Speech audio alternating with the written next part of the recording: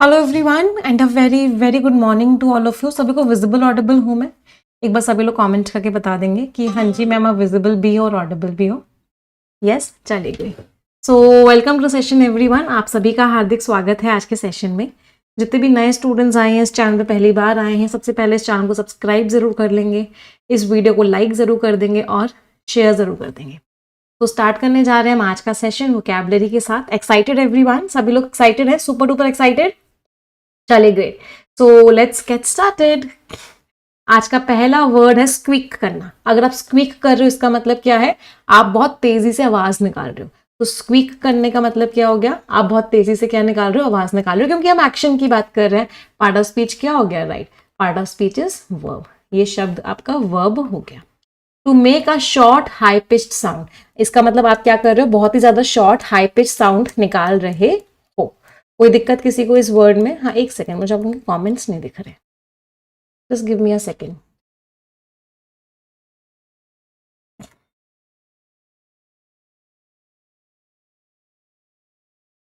हाँ जी, हाँ आप दिख रहे हैं। स्क्वीक, चर्प, क्रीक मतलब आप बहुत तेजी से क्या निकाल रहे हो? आवाज निकाल रहे हो। तेजी मतलब बहुत ऐसी आवाज निकाल रहे हो जो बहुत high pitch. Antonyms roar, boom, bellow. इसका मतलब क्या है? बेलो का तो मतलब होता है बहुत रोने की सी आवाज निकाल रहे हो। रोर इज बहुत दहाड़ रहे हो। मतलब डायरेक्ट एंटोनिम्स नहीं, अलग अलग वर्ड्स हैं। इनका मतलब बहुत पतली सी आवाज होता है और इनका मतलब बहुत भारी सी आवाज होता है। तो जो रस्टी गेट था बिगैन टू स्क्वीक, वो जो गेट था जिसमें बहुत सारी जंग सी लगी हुई थी, वो आवाज करने लग गया जब हवा चली। तो जब हवा चली तो क्या होने लग गया? वो आवाज करने लग। अच्छा, चलो हम अलग अलग तरह की आवाजों की बात ही कर रहे हैं तो कुछ और वर्ड्स करते हैं। पहला वर्ड है, अगर आप बहुत तेज आवाज लगा रहे हो उसको क्या बोलते हो? येल करना। येल करने का मतलब क्या होता है? बहुत चिल्ला रहे हो, बहुत तेज तेज चीख रहे हो। मतलब आप क्या कर रहे हो? शाउट कर रहे हो। आप क्या कर रहे हो? स्क्रीम कर रहे हो। आप क्या कर रहे हो? हॉलर कर रहे हो, श्रीक कर रहे हो। अभी हमने स्क्वील वर्ड पढ़ा। स्क्वील करना भी क्या होता है? बहुत तेज तेज चिल्लाना। तो ये सारे के सारे वर्ड्स किस चीज के हैं? सारे के सारे वर्ड्स चिल्लाने के हैं। अच्छा, अब अगर आप बहुत धीरे धीरे बोल रहे हो, बहुत हल्का हल्का बोल रहे हो, उसको क्या बोलते हैं? मरमर करना। क्या बोलते हैं? विस्पर करना। तो मरमर करना, विस्पर करने का मतलब है बहुत धीरे धीरे बोल रहे हो। हाँ, याउल भी बोलते हैं, राइट? बहुत तेज चिल्ला रहे हो तो याउल भी बोलते हैं। हाउल भी बोलते हैं, बहुत तेज चिल्ला रहे हो। स्क्रीच कर रहे हो, दिस वर्ड ऑल्सो मीन्स बहुत तेज चिल्ला रहे हो। अच्छा, आप अगर आप एकदम शांत हो, शांत को क्या बोलते हैं? हश। शांत को क्या बोलते हैं? म्यूट। इसका मतलब आप एकदम क्या हो? आप एकदम शांत हो, मतलब आप एकदम साइलेंट। वॉसिफरेट करना भी बोलते हैं। Vociferate is a very important word. इसका ना एडजेक्टिव फॉर्म बहुत बार एग्जाम में आता है। इन सब का तो मतलब था बहुत तेज बोलना। ये सारे वर्ब्स थे। इसका मतलब था हल्के से बोलना। इसका मतलब था कि आप क्या कर रहे हो? आप एकदम ही नहीं बोल रहे हो, एकदम शांत हो। हाँ, तो वॉसिफरेट का मैं आपको बता रही थी, एडजेक्टिव फॉर्म बहुत बार एग्जामिनेशन में आता है, दैट इज वॉसिफेरस। तो जो लोग वॉसिफेरस होते हैं वो बहुत तेज तेज चिल्लाते हैं, बहुत तेज तेज चिल्ला चिल्ला के बोलते हैं, ऐसे लोगों को बोलते हैं वॉसिफेरस। मतलब such people are very loud. Vociferous से बहुत बच्चे कंफ्यूज करते हैं एक और वर्ड से, वो है वोराशियस। वोराशियस वर्ड का मीनिंग होता है लालची, ग्रीडी। जनरली रीडिंग के लिए बोला जाता है, I am a voracious reader, या खाने के लिए बोला जाता है। मतलब ऐसा इंसान जो क्या है? ऐसा इंसान जो बहुत ज्यादा लालची है, उसको क्या बोलते हैं? वोराशियस। तो इन दोनों वर्ड्स में कंफ्यूज मत होना। दोनों वर्ड्स का पार्ट ऑफ स्पीच क्या है? एडजेक्टिव। चलो, अभी हमने लाउड की बात करी। कोई मुझे लाउडली और अलाउड में डिफरेंस बता सकता है? लाउडली और अलाउड। लाउडली का मतलब होता है बहुत तेज वॉल्यूम में, है ना, इन अ लाउड मैनर, बहुत तेज मैनर। अलाउड का मतलब होता है in a manner which is audible. तो दोनों वर्ड्स में डिफरेंस क्या है?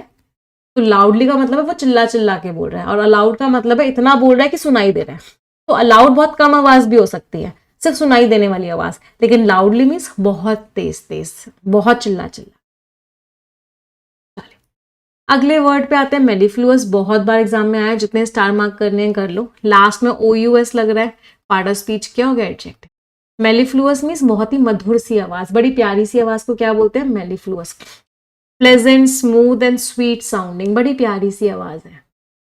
डलसेट, बहुत वर्ड, ये भी इंपॉर्टेंट वर्ड है। यूफोनियस में अगर आप रूट वर्ड देखोगे तो रूट वर्ड है ईयू। ईयू रूट वर्ड का मीनिंग होता है गुड। अच्छा, ईयू रूट वर्ड की हम बात ही कर रहे हैं तो कुछ वर्ड्स बता दो जो बहुत बार एग्जामिनेशन में आते हैं। एक सबसे इंपॉर्टेंट वर्ड आता है जो एग्जामिनेशन में, दैट इज यूलॉजी। यूलॉजी का मतलब क्या होता है? आप किसी की तारीफ कर रहे हो ना, एक ऐसी स्पीच जिसमें आप तारीफ कर रहे हो। स्पेशली जब डेथ के बाद किसी इंसान के बारे में बहुत अच्छा अच्छा बोला जाता है, उसको भी यूलॉजी बोलते हैं। फिर एक वर्ड बहुत बड़ा एग्जाम में आता है, यूफेमिज्म। यूफेमिज्म समझते हो? यूफेमिज्म का मतलब होता है कि कोई खराब शब्द है लेकिन आप उसको खराब नहीं बोलना चाहते, तो अच्छे शब्द जब आप यूज करते हो, यूज ऑफ माइल्ड वर्ड्स, जब आप ठीक ठाक शब्दों का यूज करते हो to show something which is bad, किसी खराब चीज के लिए, किसी बैड सिचुएशन के लिए, किसी भी खराब चीज के लिए, उसको आप यूफेमिज्म बोलते हो। दोनों में रूट वर्ड क्या है? ईयू। ईयू रूट वर्ड का मीनिंग क्या होता है? गुड। मैम यूफेमिज्म की कुछ एग्जांपल्स दे दो। फॉर एग्जांपल, मैं ये नहीं बोलना चाहती कि वो मर गया है, मैंने क्या बोला? Pass away. मैं ये नहीं बोलना चाहती कि वो बेरोजगार है, क्या बोला? Between jobs.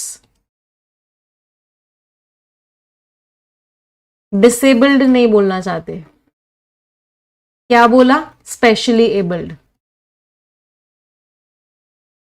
तो आप देख रहे हो, ये सारे के सारे क्या है? यूफेमिज्म्स है। मतलब आप कोई खराब शब्द नहीं यूज करना चाहते तो आप थोड़े से ठीक ठाक से शब्द यूज कर रहे हो जो उतने खराब नहीं है, तो इसी चीज को हम यूफेमिज्म बोलते हैं। फिर एक वर्ड होता है यूफोरिया।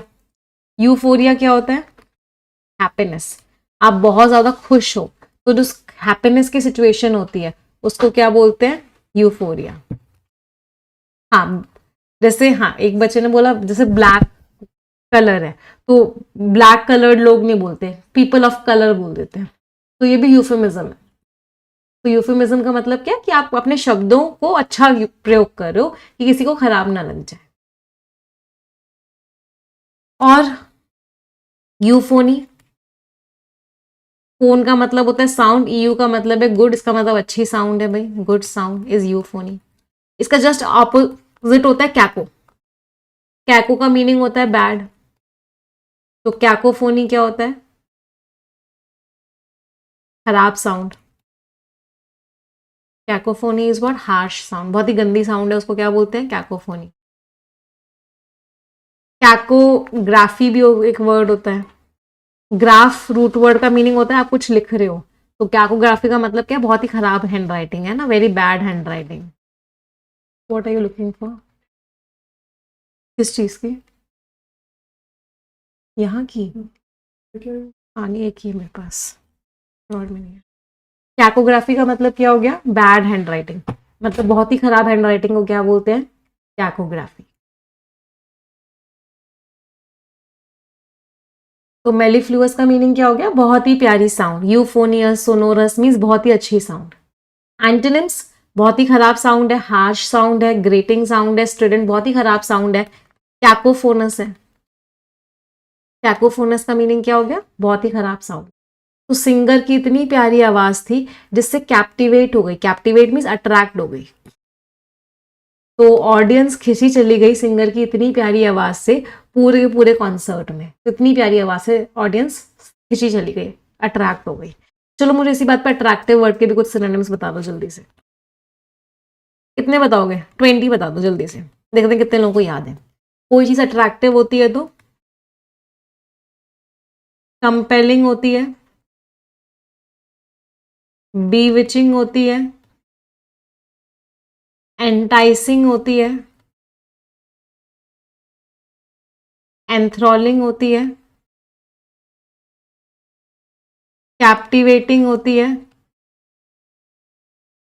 एंचेंटिंग होती है, मेस्मराइजिंग होती है, स्पेल बाइंडिंग होती है,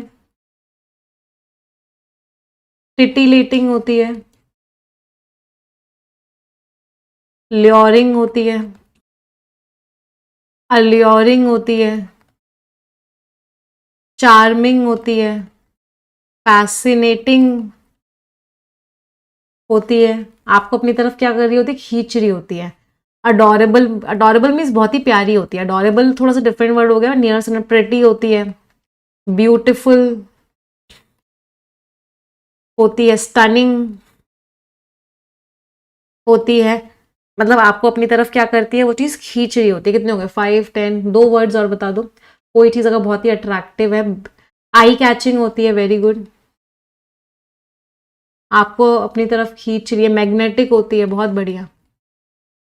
हाँ जी, तो इन सारे शब्दों का मतलब क्या है कि वो चीज़ आपको अपनी तरफ खींच रही होती है, बहुत ही प्यारी होती है। सारे वर्ड्स का part of speech, all of them are adjective. Winsome रह गया मैम, बिल्कुल सही बोला, विंसम होती है, बहुत ही अट्रैक्ट, कैरिज्मेटिक भी रह गया, वेरी नाइस मैम। गॉर्जियस भी रह गया, लवली भी रह गया, लवली होती है, गॉर्जियस होती है, मीन्स बहुत ही बढ़िया होती है। वापस आ जाते हैं अगले वर्ड पे, बोल्स्टर करना। आप किसी चीज को बोल्स्टर करो मतलब आप उस चीज को स्ट्रांग बना रहे हो। एक्शन की बात कर रहे हैं, पार्ट ऑफ स्पीच क्या हो गया, वर्ब। आप किसी चीज को सपोर्ट कर रहे हो, स्ट्रेंथन कर रहे हो, इंप्रूव कर रहे हो, उस चीज को और स्ट्रांग बना रहे हो। स्ट्रेंथन कर रहे हो, रीइंफोर्स कर रहे हो, सपोर्ट कर रहे हो, फोर्टिफाई करना इज ऑल्सो स्ट्रांग बनाना, आप उस चीज को स्ट्रांग बना रहे हो। एंटोनिम्स कमजोर कर रहे हो, वीकन कर रहे हो, अंडरमाइन कर रहे हो, डैमेज कर रहे हो, क्रिपल कर रहे हो, एनफीबल कर रहे हो, डिबिलिटेट कर रहे हो, मीन्स आप उस चीज को कमजोर बना रहे हो। तो रोज अगर आप रिवीजन करोगे तो आपका कॉन्फिडेंस स्ट्रांग हो जाएगा एग्जामिनेशन से पहले। Regular confidence, regular revision is very very important. Next word is slovenly. Slovenly का मतलब क्या होता है, बहुत ही गंदा। अच्छा, ये बहुत सारे बच्चों को ऐसा लग सकता है ये वर्ड को देखने में कि ये एडवर्ब है, नहीं, ये एडवर्ब नहीं है। इसका पार्ट ऑफ स्पीच क्या है, ये शब्द आपका एडजेक्टिव है। अनटाइडी है, केयरलेस है, डर्टी है, मतलब बहुत ही गंदा है। तो स्लोवेनली शब्द का मीनिंग क्या हो गया, बहुत ही गंदा। स्लैटर्नली, डिसहेवल्ड, अनकेम्प्ड, शैबी, अनटाइडी तो लिखा ही हुआ है, अनटाइडी, ग्रिमी, फिल्थी, इन शब्दों का मतलब क्या होता है, बहुत ही गंदा है। एंटोनिम्स, इमैक्युलेट, एकदम परफेक्ट है। परफेक्ट का एक और सिनोनिम क्या होता है, इम्पेकेबल, एकदम परफेक्ट है। इन दोनों शब्दों का मतलब क्या होता है, एकदम परफेक्ट है। फस्टिडियस, मेटिकुलस का मतलब क्या होता है, बहुत ही केयरफुल हो आप। तो इंस्पेक्टर ने बुराई करी, रेस्टोरेंट का इतना गंदा किचन था और वो पब्लिक हेल्थ स्टैंडर्ड्स को तोड़ रहा था, वायलेट कर रहा था, मतलब फॉलो नहीं कर रहा था, जो रूल्स रेगुलेशंस थे उनको फॉलो नहीं कर रहा था, और इंस्पेक्टर ने इसी बात की क्या करी, बुराई करी। अच्छा, वायलेट वर्ड के कुछ सिनोनिम्स बताना। अगर आप कोई रूल तोड़ रहे हो तो आप क्या कर रहे हो, वायलेट कर रहे हो, ब्रीच कर रहे हो उस रूल को, क्या कर रहे हो, इन्फ्रिंज कर रहे हो उस रूल को, ट्रांसग्रेस कर रहे हो रूल को। इन सारे शब्दों का मतलब क्या होता है कि आप उस रूल को क्या कर रहे हो, ब्रेक कर रहे हो। हाँ, कॉन्ट्रावीन कर रहे हो, फ्लाउट कर रहे हो, मीन्स रूल तोड़ रहे हो, रूल को फॉलो नहीं कर रहे हो। सारे वर्ड्स का part of speech, all of them are verbs, सारे के सारे वर्ब्स हैं। अच्छा, फ्लाउट और फ्लॉन्ट में बहुत बच्चे कंफ्यूज होते हैं।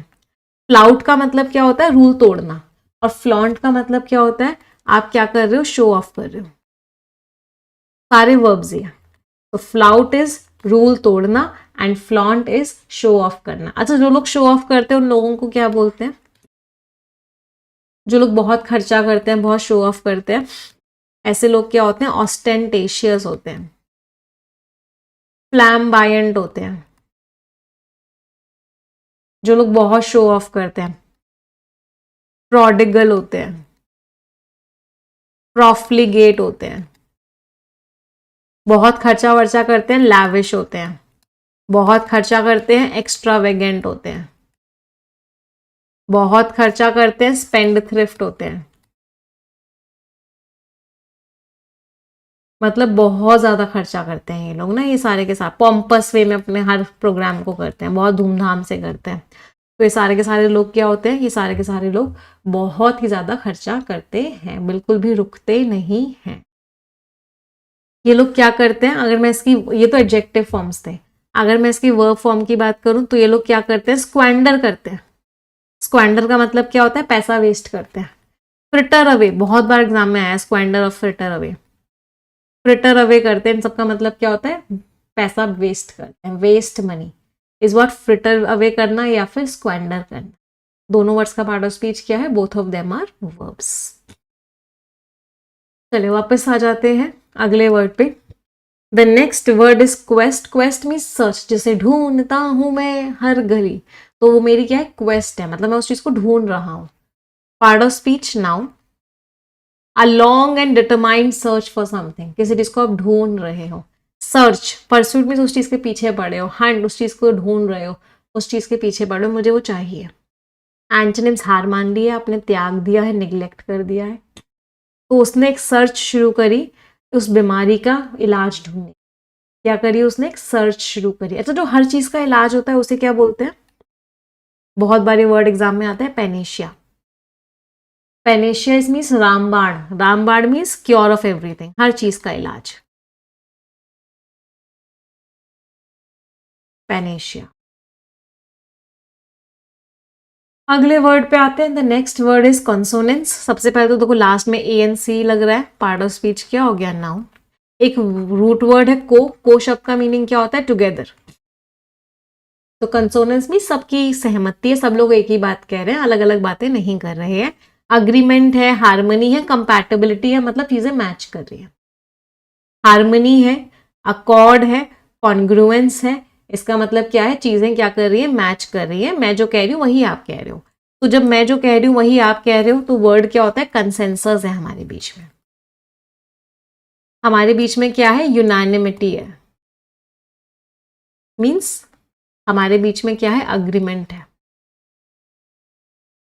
हम सेम ही बातें सोच रहे हैं, हम अलग अलग बातें नहीं सोच रहे. कॉनकॉर्ड है. अग्रीमेंट को पैक्ट भी बोलते हैं ना, कि हम एक ही बात बोल रहे हैं, हम अलग अलग नहीं हैं.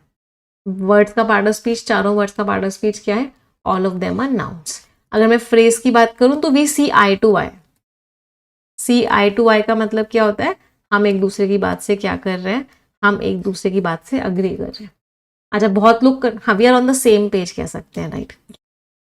हम क्या है, सेम पेज पर है, मतलब हम एक दूसरे की बात से अग्री कर रहे हैं. अच्छा, लोग बहुत सारे स्टूडेंट्स ना eye to eye and eye for an eye पे कंफ्यूज हो जाते हैं. आई टू आई का मतलब होता है कि हम दोनों एक दूसरे की बात से अग्री कर रहे हैं. आई फॉर एन आई का मतलब होता है बदला, टिट फॉर टैट. आंख के बदले आंख चाहिए मुझे. I want to get even, मुझे इवन होना है. I want to settle the score, score settle करना है, मतलब क्या लेना है, बदला लेना है. तो इन सब का मीनिंग क्या होता है, रिवेंज लेना है. मेरे करण और अर्जुन आएंगे और क्या करेंगे, बदला लेंगे. आई फॉर एन आई, आंख के बदले आंख चाहिए. ऑन द सेम बोट बेटा अलग होता है. एक बच्चे ने बोला on the same boat. On the same boat का मीनिंग होता है in same situation. We are sailing on the same boat means we are in the same situation. हम क्या है, सेम सिचुएशन में है, वो होता है ऑन द सेम. क्लियर. हाँ, एक बच्चे ने बिल्कुल सही बोला, get a taste of one's own medicine. Get a taste of one's own medicine का मतलब क्या है, हाँ, जैसा आपने सामने वाले के साथ किया था वैसा आपके साथ भी हो गया. इसको बोलते हैं get a taste of one's own medicine. Means आपको वही झेलना पड़ा जो आपने दूसरों के साथ किया. वापस आ जाते हैं. एंटोनिम्स, डिसोनेंस है, चीजें मैच नहीं कर रही है. डिसकॉर्ड है, डिसएग्रीमेंट है. इनकॉन्ग्रुइटी है, चीजें मैच नहीं कर रही है, अलग अलग है. तो जो नई एजुकेशन पॉलिसी थी उसको बनाया गया किस चीज से मैच करवाते हुए, कॉन्स्टिट्यूशनल प्रिंसिपल से भी मैच हो और जो दुनिया भर में जो चीजें बेस्ट हो रही है उनके साथ भी मैच हो. तो नई एजुकेशन पॉलिसी ऐसे ही बनाई गई कि वो कॉन्स्टिट्यूशन के प्रिंसिपल से भी मैच कर जाए और दुनिया भर में जो हो रहा है उससे भी मैच कर जाए. अगले वर्ड पे आते हैं. Behest is a very important word, बहुत बार एग्जाम में आया है, डबल स्टार मार्क करेंगे. बीहेस्ट मीन्स एक तरीके से order. Part of speech noun. तो कमांड है, रिक्वेस्ट है, कोई भी order is what, behest. Command, order, request थोड़ा सा अलग हो जाता है बट टोन पे डिपेंड करता है किस टोन में बोला जा रहा है. तो ऑर्डर भी हो सकता है, रिक्वेस्ट भी हो सकता है, depending upon the tone. Antonyms आपने मना कर दिया, डिसओबे कर दिया, रिजेक्ट कर दिया. तो जो काम था उसको कंप्लीट किया गया डायरेक्टर के ऑर्डर पे. तो डायरेक्टर ने ऑर्डर किया और उस काम को क्या किया गया, कंप्लीट किया. नेक्स्ट वर्ड पे आते हैं फैनेटिकल. फैनेटिकल इंसान क्या होता है, बहुत ही कट्टर इंसान. कट्टर इंसान का मतलब क्या है, जो मैं कह रहा हूँ वही सही है, अपनी चीज को लेके बहुत ज्यादा डिवोटेड हो आप. इस तरह के इंसान को बोलते हैं फैनेटिकल। जो मैं कह रहा हूँ वही सही है, सबको वही फॉलो करना पड़ेगा, जो लोग फॉलो नहीं करेंगे वो सारे के सारे देशद्रोही हैं। ऐसे लोगों को बोलते हैं fanatical. Part of speech adjective, showing excessive and unreasonable enthusiasm और डिवोशन। तो किसी चीज को लेकर आप इतने ज्यादा डिवोटेड हो, एंथुजियास्टिक हो, जो कि बेकार है, इतना ज्यादा भी नहीं होना चाहिए। जेलस, डॉगमेटिक, बाइगॉटेड भी बोलते हैं ऐसे इंसान को। ऑब्सेसिव हो, मतलब अपनी बात को लेके ऑब्सेसिव हो, जो मैं कह रहा हूँ वही सही है। एंटोनिम्स, ठीक हो, कोई पार्शियलिटी नहीं है, दूसरे की चीजों को भी टॉलरेट कर लेते हो। तो डिक्टेटर जो था, डिक्टेटर कौन होता है? जो अपने तानाशाह बोलते हैं इसे, जो अपने हिसाब से रूल करता है। उसने फैनेटिकल लॉयल्टी को एनकरेज किया कि जो भी इंसान उसको लेके पूरी तरीके से लॉयल है उसको उसने एनकरेज किया।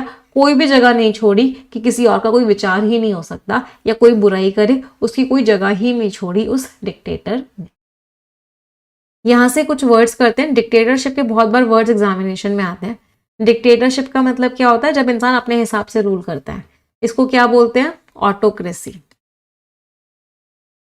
क्या बोलते हैं इसको? Despotism, authoritarianism. इनका मतलब क्या होता है? एक इंसान जब अपने हिसाब से रूल करता है, तानाशाही इनको बोलते हैं। पार्ट ऑफ स्पीच क्या है इन सारे वर्ड्स का? All of these words are अपने हिसाब से जब रूल होता है। अच्छा, जब लोगों के हिसाब से रूल होता है उसको क्या बोलते हैं? डेमोक्रेसी। डेमोक्रेसी में डेमो मीन्स पीपल और cracy means rule. Rule of the people, rule by the people, rule for the people. Government of the people, government by the people, government for the people. Abraham Lincoln ji ने definition दी थी democracy की। तो democracy means जहां पे लोगों के हिसाब से। अच्छा, कुछ वर्ड्स बहुत बड़े एग्जाम में आते हैं। मोनोपोली। मोनोपोली क्या होता है? जब एक ही कंपनी होती है उस चीज की, एक ही ऑर्गेनाइजेशन होती है, तो मोनोपोली हो जाती है। When one organization is only present, जब एक ही ऑर्गेनाइजेशन उस काम को कर रही होती है।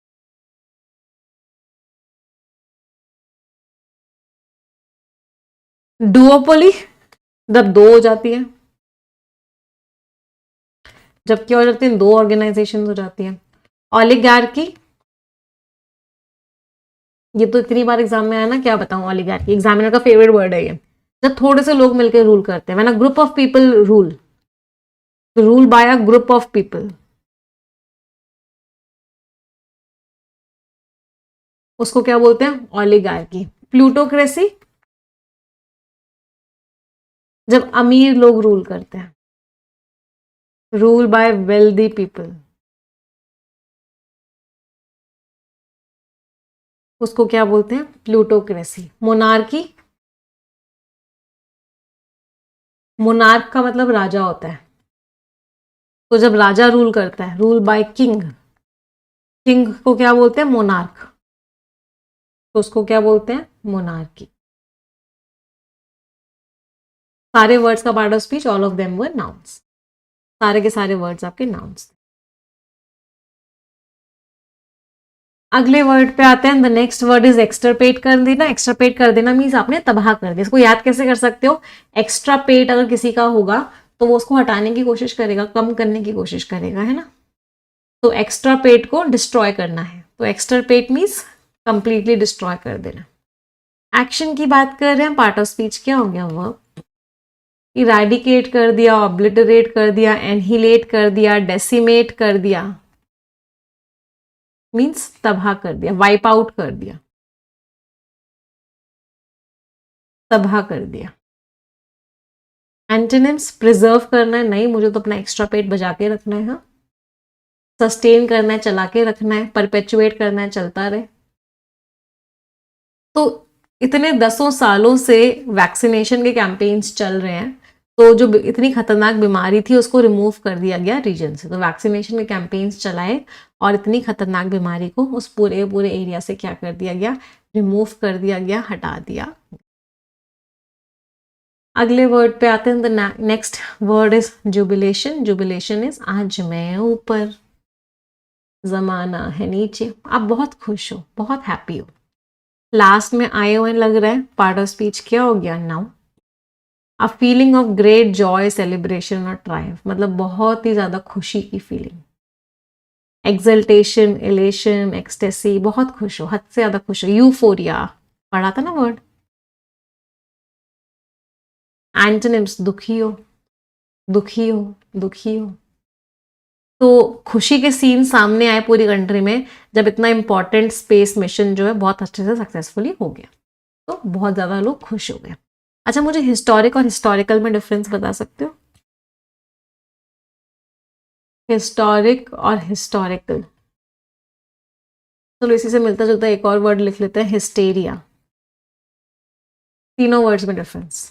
चलो, हिस्टोरिक और हिस्टोरिकल का पार्ट ऑफ स्पीच क्या होता है? एडजेक्टिव।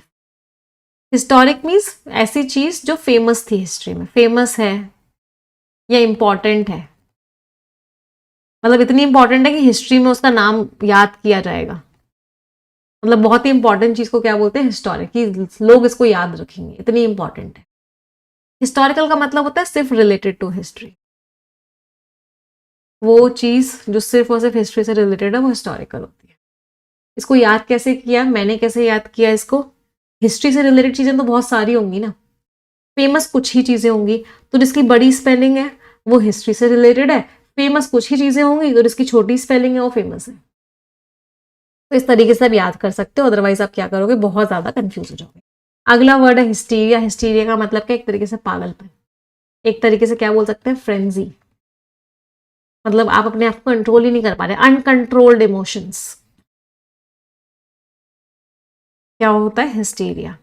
आप अपने इमोशंस को कंट्रोल ही नहीं कर पा रहे हो। क्या बोल सकते हैं इसे? रन अमॉक। एक बड़ा प्यारा फ्रेजल वर्ब, एक बड़ा प्यारा फ्रेज यूज करते हैं, run amok. In a frenzy means आप कंट्रोल ही नहीं कर पा रहे। मजा आया सभी को वोकैबुलरी पढ़ने में? चलो अब एक स्टोरी की हेल्प से याद करेंगे सारे के सारे वर्ड्स के मीनिंग्स को। अ स्मॉल स्क्वीक, एक छोटी सी आवाज जिसने एक बहुत बड़ा रेवोल्यूशन ला दिया। चलो, आज की कहानी है अथर्व की। उससे पहले रिक्वेस्ट करूंगी, लगभग 5,500 बच्चे सेशन देख रहे हैं, जितने लोगों ने सेशन को लाइक नहीं किया है एक बार तुरंत की तुरंत लाइक कर देंगे। आप लोग भूल जाते हो रोज रोज लाइक करना ना, मुझे बताना पड़ता है कि लाइक कर दो। अथर्व एक बहुत ही शांत विलेज में रहते थे, जहां पे लोगों ने अपना लिया था कि चलो अन्याय है तो है, ठीक है, ये जिंदगी का हिस्सा है। लोग इस बात को क्या कर चुके थे? अपना चुके थे। हालांकि बहुत सारे लोग चाहते थे कि बदलाव आए, लेकिन किसी के अंदर वो ताकत नहीं थी कि वो हल्की सी भी आवाज निकाल सके। स्क्वीक मीन्स आवाज, high pitch sound. Powerful landlord के अगेंस्ट, जो उनकी फील्ड्स को और उनकी जिनको जो पैसा मिलता है उसको कंट्रोल करता था। अथर्व के पास एक बड़ी प्यारी आवाज थी। मेलिफिलस मीन्स बहुत ही, क्या था? यूफोनियस, बहुत ही मधुर आवाज थी। और उसका एक फियरलेस माइंड था, वो डरता नहीं था। और उसको लगता था कि कमजोर आवाज भी बोल्स्टर मीन्स स्ट्रेंथन कर सकती है पूरी कम्युनिटी के करेज को। उसका जो रूम था वो गंदा रहता था, स्लोवेनली था, अनटाइडी था, किताबें भरी हुई थी, प्लान्स थे, पुरानी न्यूज़पेपर की कटिंग्स थी। बट उस डिसऑर्डर के पीछे एक डिटरमाइंड यंग मैन था जो कोशिश कर रहा था एक सर्च की। Quest mean search. क्या सर्च कर रहा था? कि अपने लोगों का रिस्पेक्ट वापस लाए। उसने विलेजर्स से इंडिविजुअली बात करी, उन सबके अंदर अग्रीमेंट आया। कॉन्सोनेंस मीन्स अग्रीमेंट, सब लोग मान गए जो इतने लंबे टाइम से सफर कर रहे थे। फिर उसके एक एल्डरली टीचर का ऑर्डर आया, या रिक्वेस्ट भी बोल सकते हैं। अथर्व ने गैदरिंग ऑर्गेनाइज करी विलेज के स्क्वायर में, जहां पे उसने हर किसी को बोला कि साथ में खड़े हो, वायलेंस मत करना बट साथ में खड़े हो। कुछ लोग तो मजाक उड़ा रहे थे उसके फैनेटिकल मीन्स बहुत एक्सेसिवली एंथुजियास्टिक कमिटमेंट का। वो कह रहे थे कि जो यंग मैन है, एक यंग मैन कभी भी चैलेंज नहीं कर सकता एक सिस्टम को। लेकिन अथर्व ने हार मानने से मना कर दिया।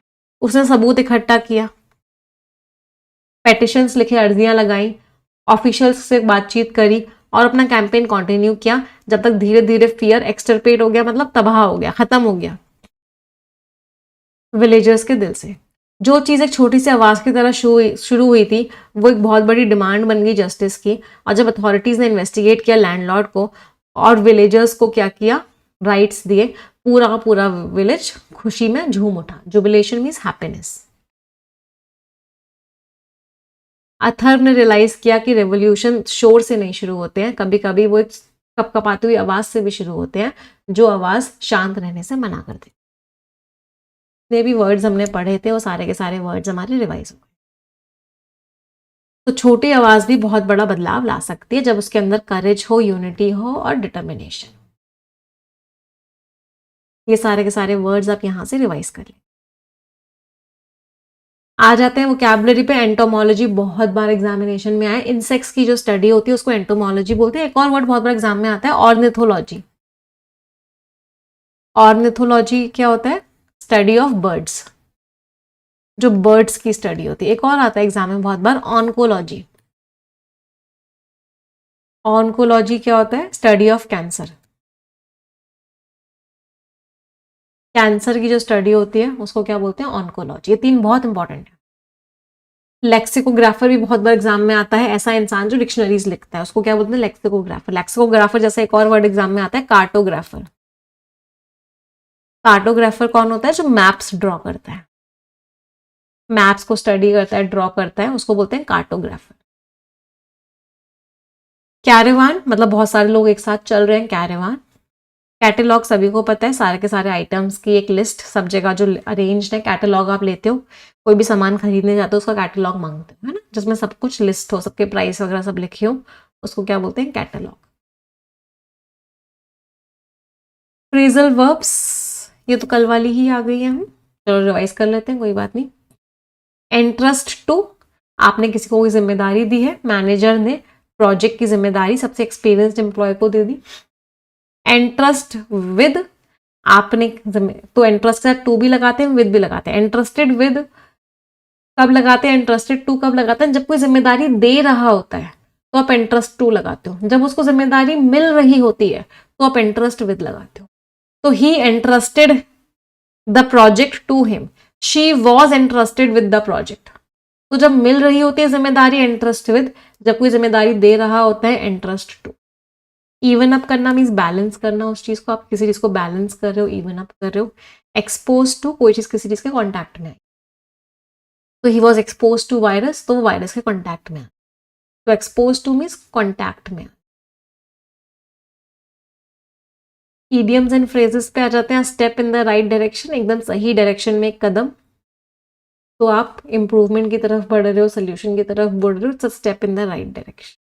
Put a spring in your step, मतलब अपने पाँव में स्प्रिंग लगा लो, मतलब थोड़ा जल्दी जल्दी करो ना यार, एनर्जी के साथ वॉक करो। मम्मियाँ बोलती है ना इतना धीरे धीरे क्यों चल रहे हो, अपने पाँव में स्प्रिंग लगा लो, मतलब थोड़ा तेज करो। In the same shoes, in the same boat means we are in the same situation, हम सेम सिचुएशन में। Make a shoe from a leather strap, एक लेदर का स्ट्रैप है, उसी से आपने जूता बना लिया, मतलब आपके पास रिसोर्स नहीं थी, जो कुछ था उसी से काम चला लिया। तो आपके पास रिसोर्सेस कम थी बट आपने उसी से काम चला लिया, उसी से बना लिया। Means make a shoe from a leather strap. Step out of line, आपने क्या किया? अपनी लिमिट्स क्रॉस कर दी है, आपने रूल्स तोड़ दिए हैं। Step out of line. Toe the line मतलब आप लक्ष्मण रेखा पार नहीं कर रहे हो, मतलब इसका जस्ट ऑपोजिट हो गया, मतलब आप रूल्स और रेगुलेशंस को फॉलो कर रहे हो। Toe the line means follow the rules.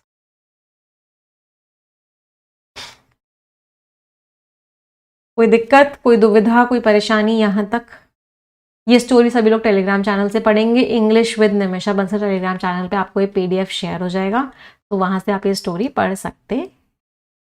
आ जाते हैं आज के आर्टिकल पे, बट उससे पहले मैं रिक्वेस्ट करूंगी सभी को, मजा आ रहा है सेशन में सभी को? Are you enjoying the session everyone?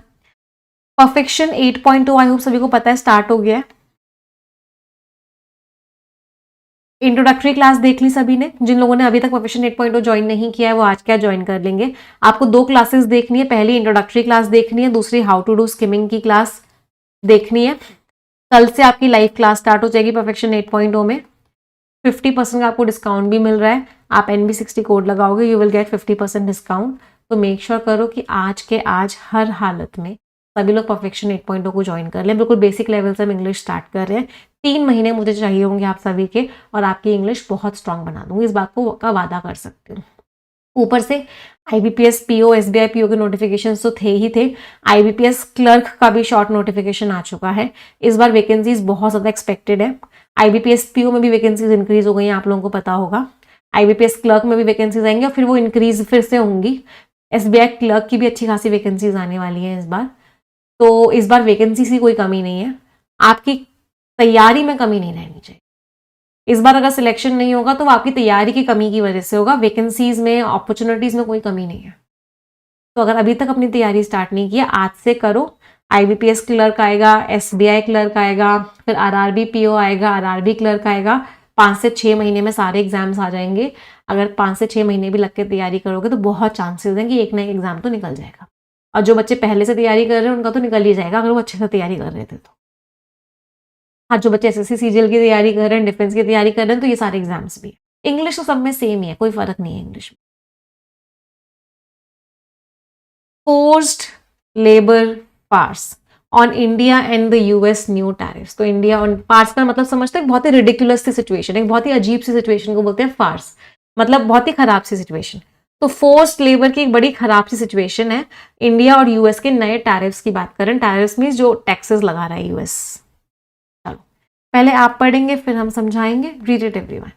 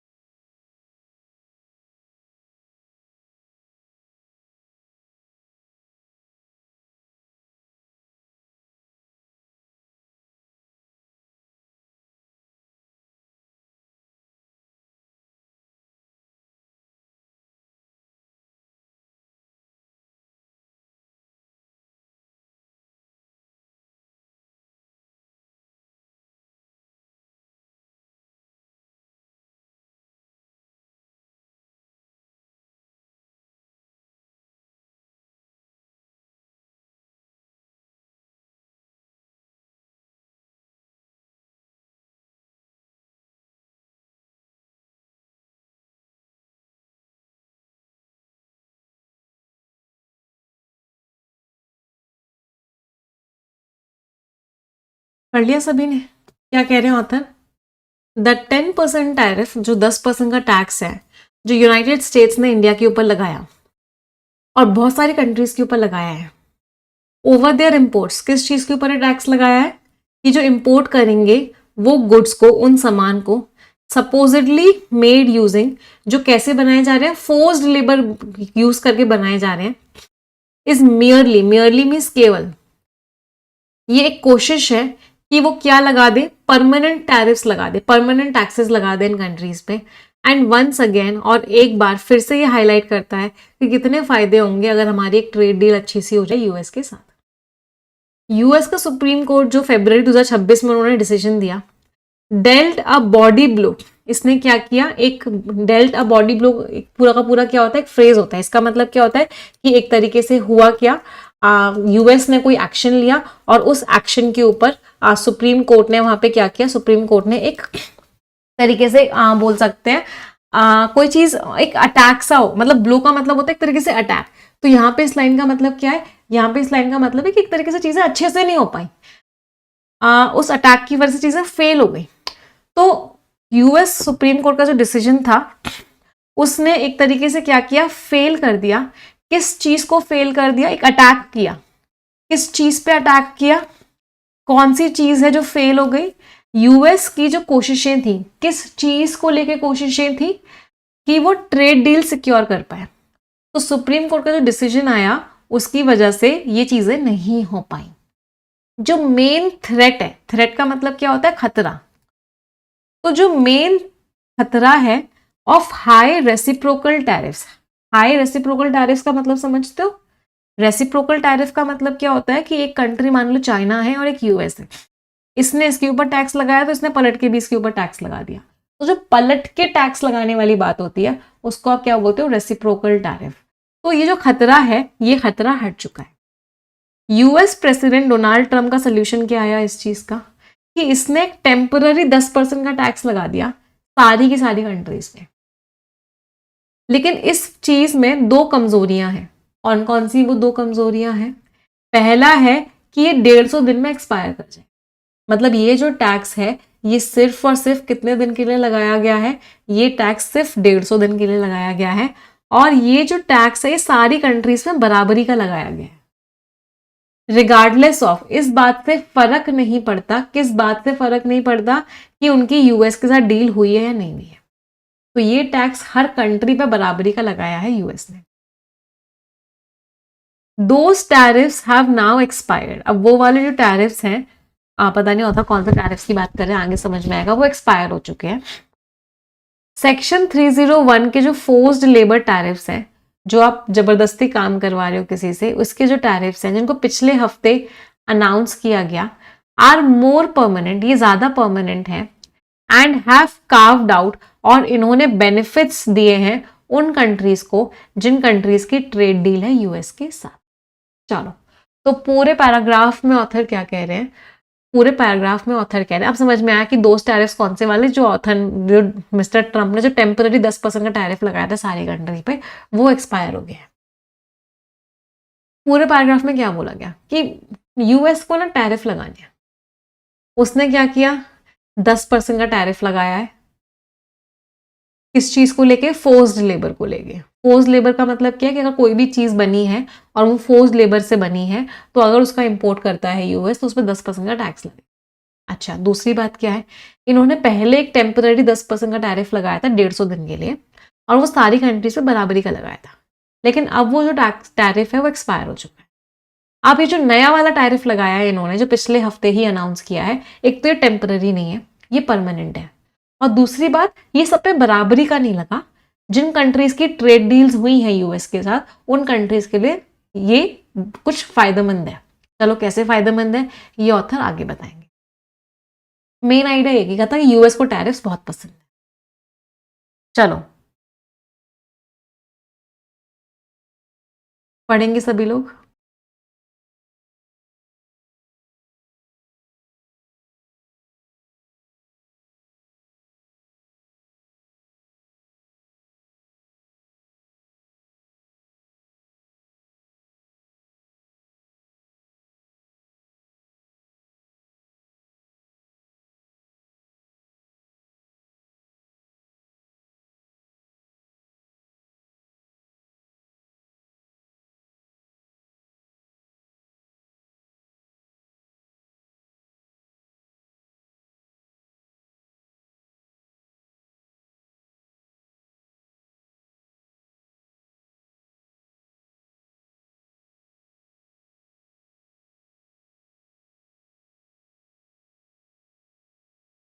अगला पैराग्राफ ऑथर क्या कह रहे हैं, फॉर एग्जाम्पल, अब ऑथर ने समझाई अपनी बात को। क्या बोला ऑथर ने, यूएस के जो इंपोर्ट्स हैं इंडिया से, उनके ऊपर 10% टैक्स लगेगा over and above the base tariff.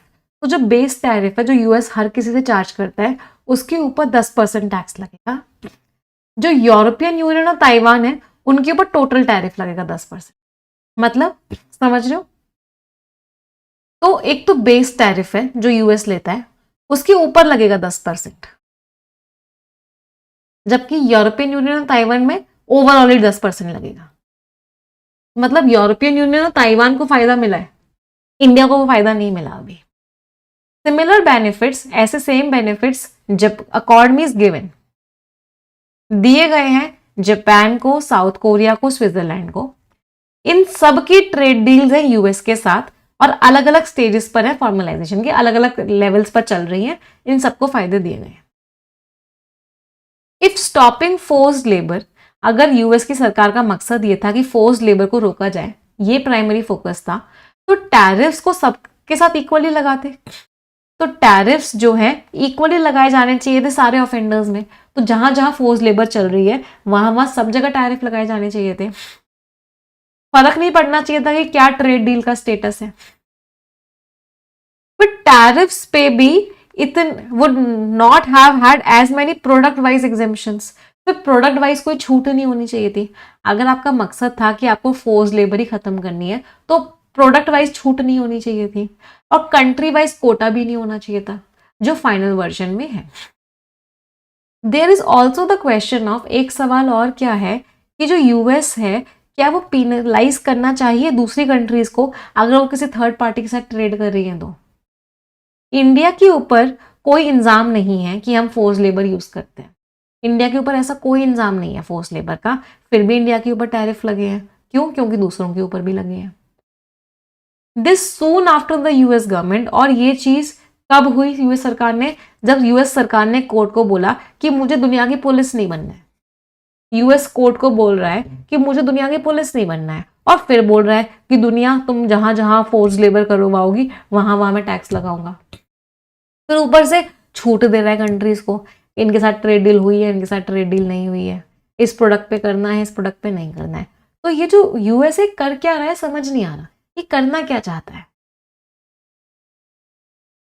चलो अगला पैराग्राफ पढ़ेंगे सभी लोग। पेनलाइजिंग मींस पेनल्टी लगाना।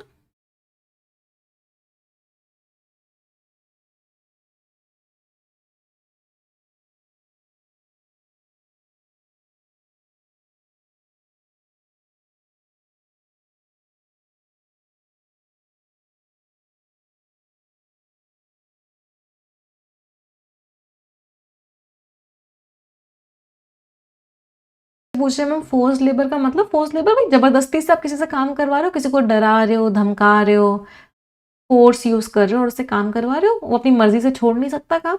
इस तरह की लेबर को फोर्स लेबर बोलते हैं।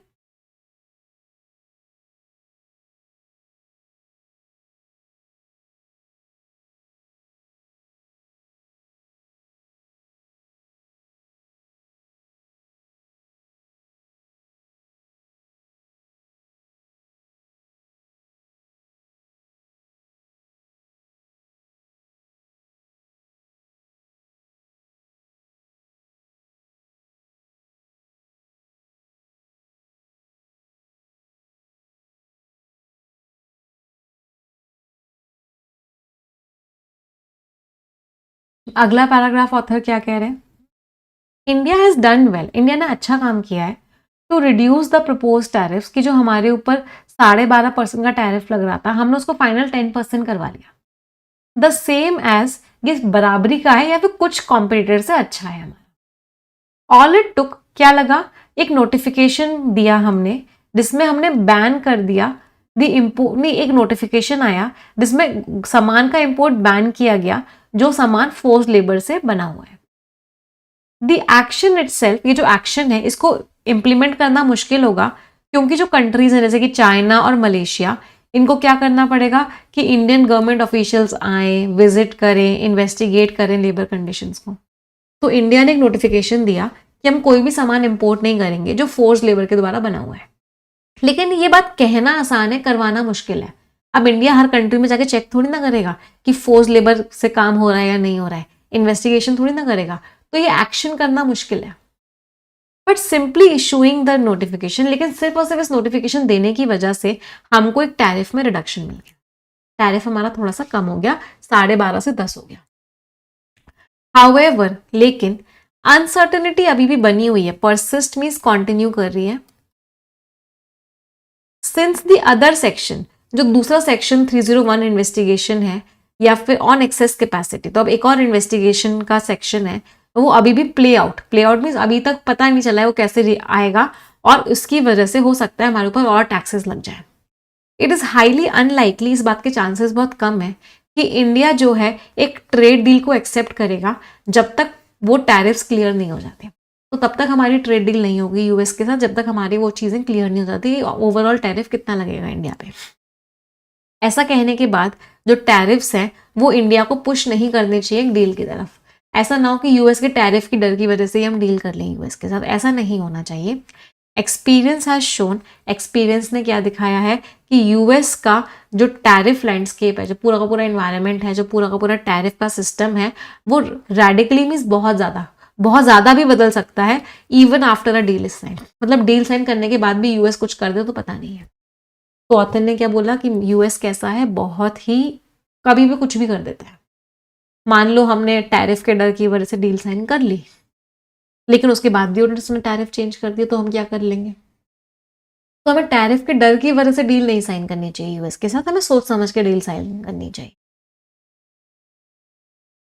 समझ आया पैसेज सभी को? एवरीवन? चलिए आ जाते हैं क्वेश्चंस पे। All the best.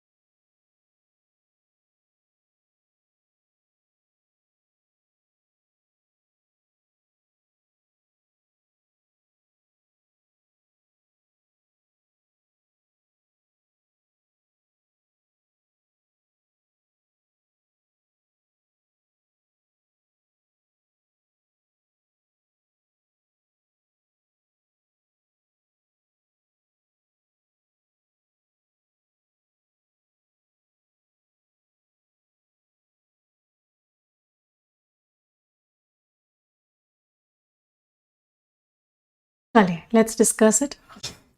इनमें से कौन सा ईडियम है जो ऑथर का एटीट्यूड बता रहा है?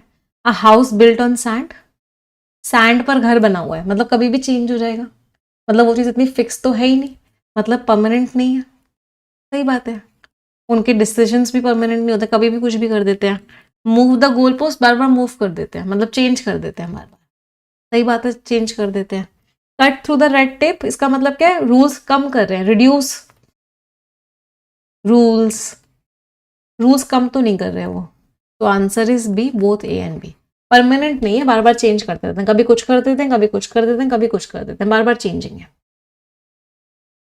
एरर बतानी है, the action itself will be difficult, action बहुत मुश्किल होगा इसको एनफोर्स करना।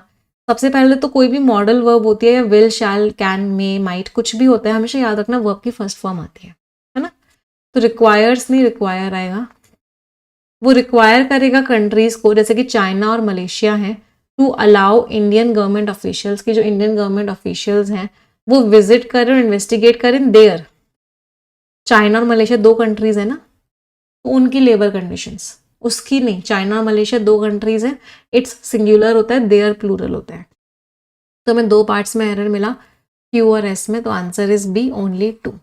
तो दो एरर्स यहाँ पे थी, देयर लेबर कंडीशंस और दूसरी एरर विल रिक्वायर। कौन सा स्टेटमेंट ट्रू है? जो कंट्रीज के पास ऑलरेडी ट्रेड अग्रीमेंट्स चल रहे हैं यूएस के साथ, उनको थोड़ा सा फायदा मिला, सही बात है। इंडिया के ऊपर इल्जाम लगाया गया कि आप फोर्स लेबर एम्प्लॉय कर रहे हो डोमेस्टिक प्रोडक्शन में, इंडिया को डायरेक्टली अक्यूज किया गया।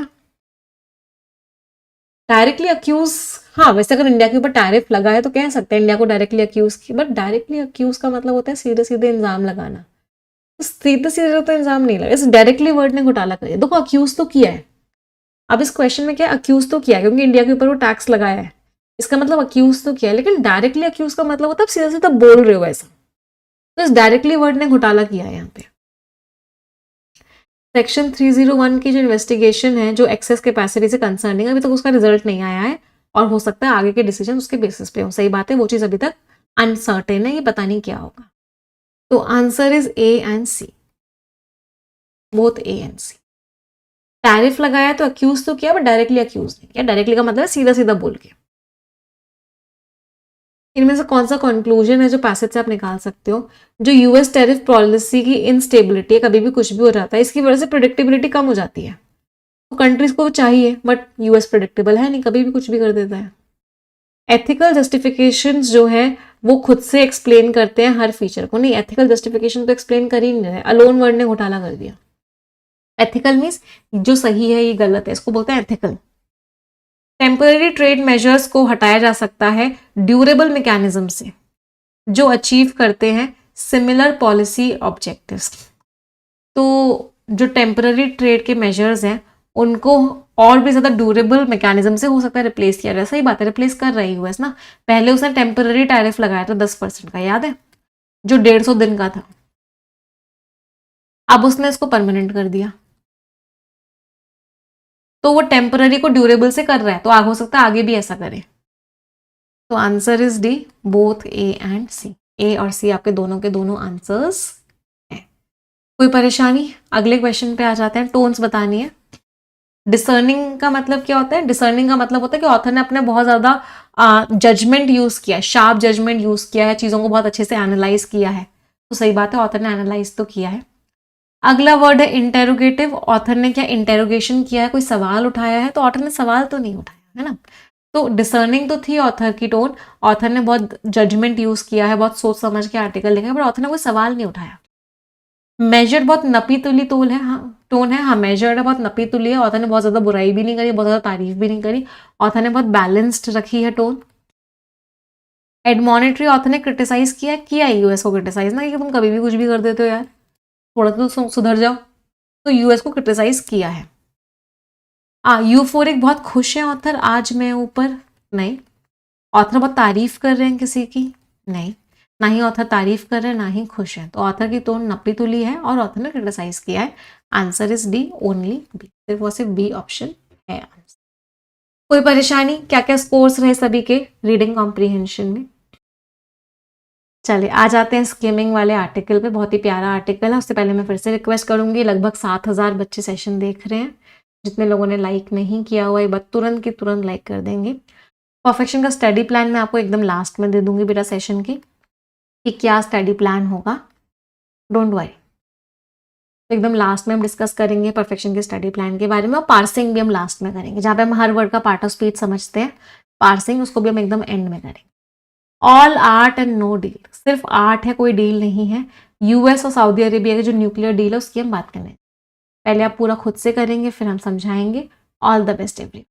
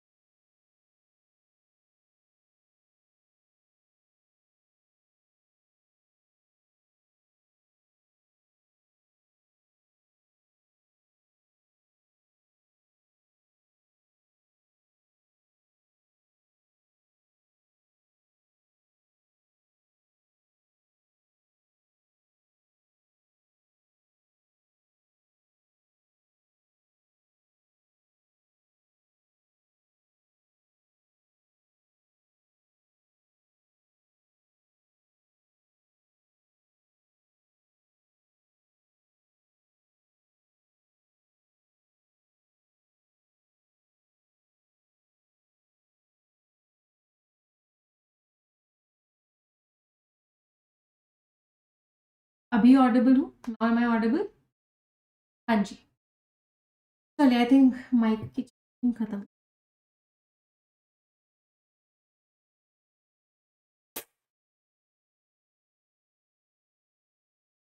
अभी आवाज ठीक आ रही है, कम आ रही है? अभी ठीक है आवाज बेटा? अभी स्टार्ट करें? दोबारा से समझा देती हूँ।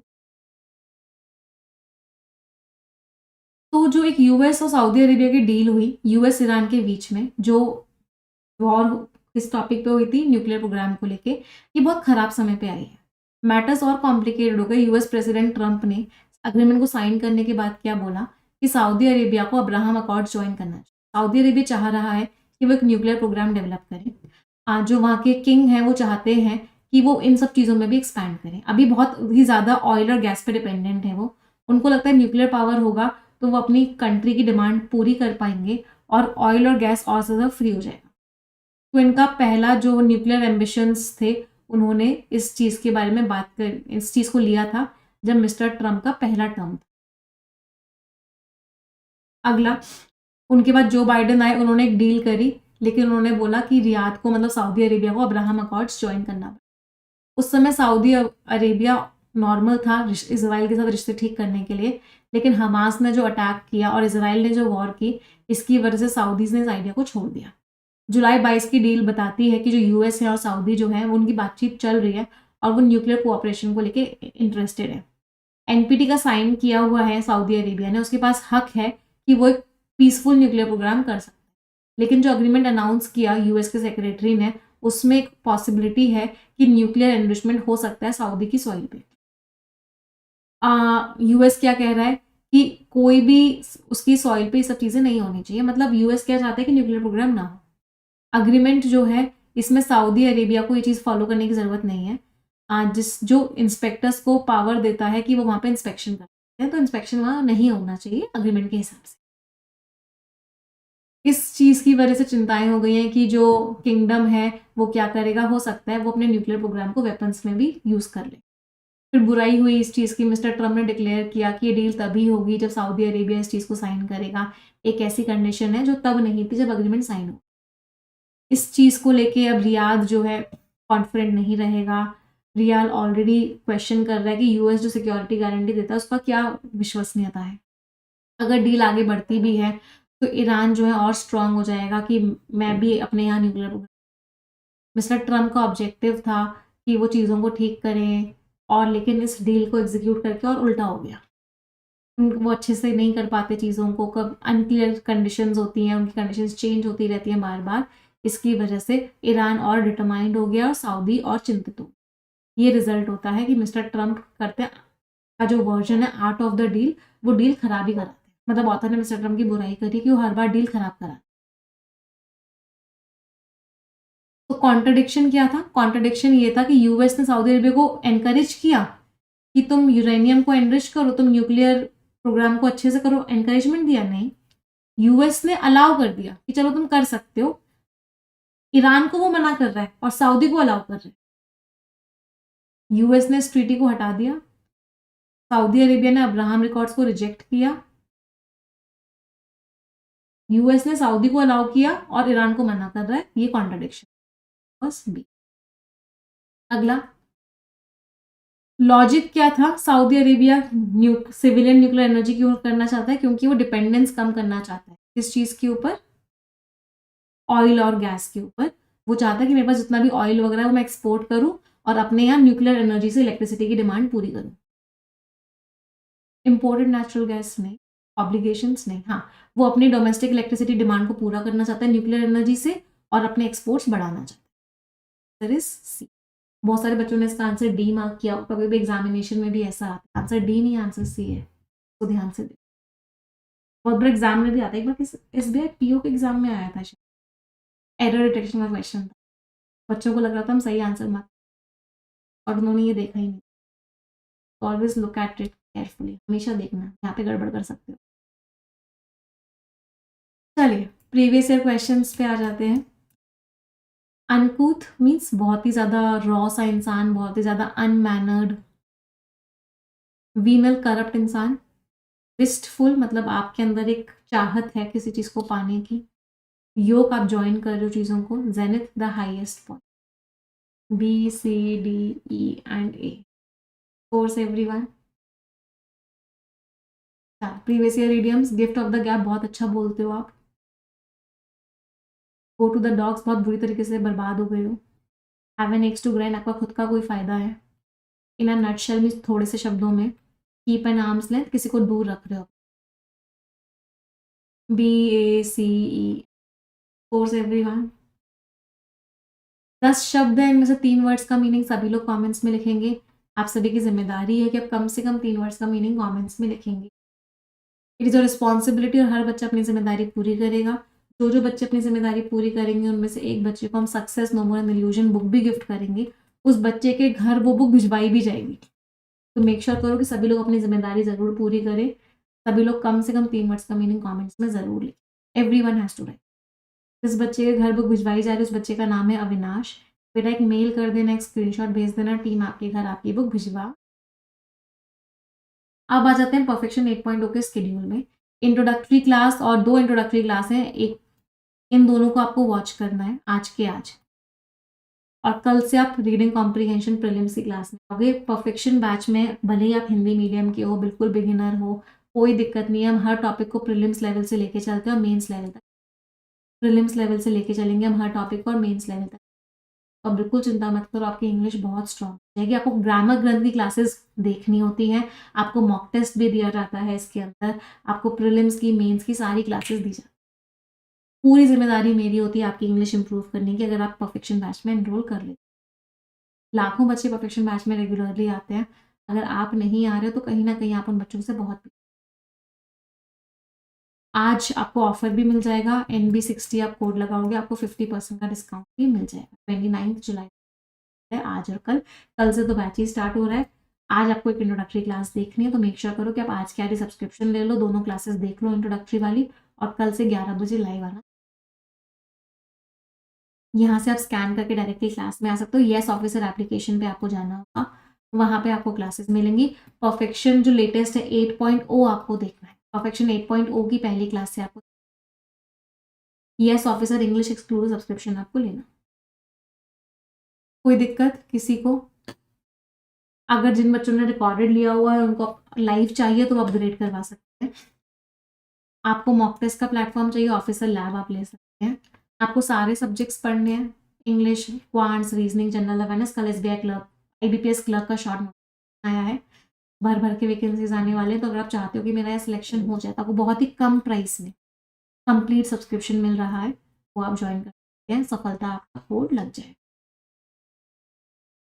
ठीक है, ये टेलीग्राम चैनल है, यहाँ सारी PDF सारी मैगजीन्स मिल जाएंगी। कोई डाउट कोई क्वेरी होगा आप हमें इस नंबर पे व्हाट्सएप पे पूछोगे या इस वीडियो के डिस्क्रिप्शन में एक फॉर्म है, आप उस फॉर्म को फिल करोगे, टीम आपको कॉल करेगी आपके सारे doubts and query. But make sure करो क्लासेस में रेगुलरली आओ। एक सिंगल सेशन कोई भी बच्चा किसी भी हालत में। अब आ जाते हैं हम पार्सिंग। एक पूरा सेंटेंस लेने वाले हैं जिसका हम हर पार्ट ऑफ स्पीच बताएंगे।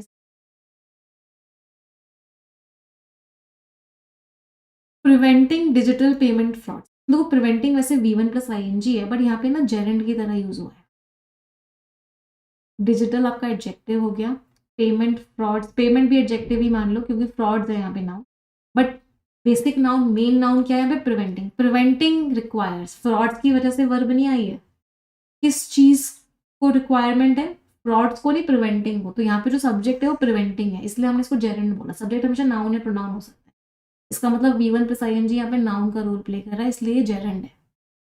रिक्वायर्स वर्ब हो गया, आर्टिकल हो गया, मल्टी प्रॉन्ग्ड एडजेक्टिव हो गया और अप्रोच आपका नाउन। चलिए सेशन एंड करते हैं। आई होप आप लोगों को सेशन अच्छा लगा होगा। कमेंट सेक्शन में मुझे ज़रूर बताइएगा आपको सेशन कैसा लगा।